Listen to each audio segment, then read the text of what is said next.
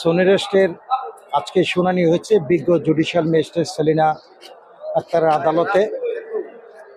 দীর্ঘ শুনানি অন্তে আমরা বলছি 2024 সালের 7ই জুলাইয়ের ঘটনা।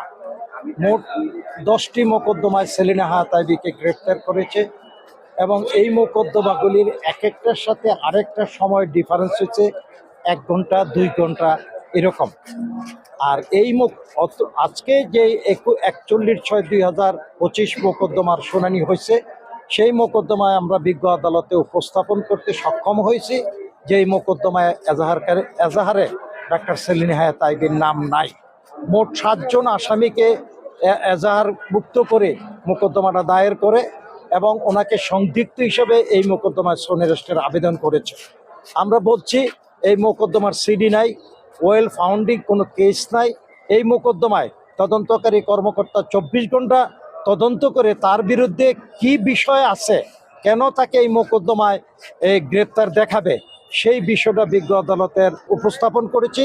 এবং 167-এ যে কথাটা বলা আছে, এই মোকদ্দমাটা তাকে সোনিরেস্ট দেখাইতে হইলে সিডি লাগবে, পার্ট সিডি লাগবে, ওয়েল ফাউন্ডিং কেস লাগবে, 24 ঘন্টার মধ্যে তদন্ত লাগবে। সব বিষয় আমরা বিজ্ঞ আদালতে আমরা এবং আমাদের বন্ধুরা সবাই উপস্থাপন করেছি। এবং আমরা বলছি এই 10টা মামলা 20/7/2024 জুলাই যেই মোকদ্দমার সময়গুলি হচ্ছে 1 ঘন্টা আধা ঘন্টা ডিফারেন্স। একই আসামি ফতুল্লায় হত্যা করলো, একই আসামি আদমদিতে হত্যা করলো, একই সময়ে সে ডাচবাংলা ব্যাংক চিটাগাং রোডে হত্যা সংগঠিত করলো। হ্যাঁ, এইটা বাস্তবে সম্ভব না। এটা মিথ্যার অপলাপ, সত্যকে অতিরঞ্জিত করে তাকে হাজতাবদ্ধ করার জন্য এই মোকদ্দমায় গ্রেপ্তার আদেশ দেখানো হয়েছে। এবং সাথে সাথে এই কথাও বলছি যে মেয়র আইবি একজন মহিলা মানুষ, যদি ওয়াইন ওসমান আজমির ওসমানকে চিনে থাকতে পারে, তাহলে আইবিকে চিনে না কে? তাইলে এজাহারকারী আইবি যদি সেখানে উপস্থিত থাকতো ঘটনাস্থলে, তাইলে এজাহারকারী অবশ্যই আইবির নামে এজাহারে দিত। আমরা এই বক্তব্যটাও বিজ্ঞ আদালতে উপস্থাপন করেছি, আইন দিয়েছি, 10টা মোকদ্দমার হিস্টোরি দিয়েছি, 10টা মোকদ্দমার সমস্ত পেপার সাবমিট করেছি।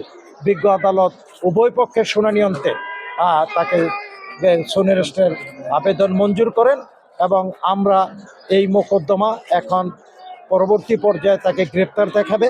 গ্রেপ্তার দেখানোর পরে আইনানুগভাবে আমাদের পরবর্তী যে স্টেপগুলি, সেই স্টেপগুলি নেব এবং আইনানুগভাবে আমরা লড়াই করব।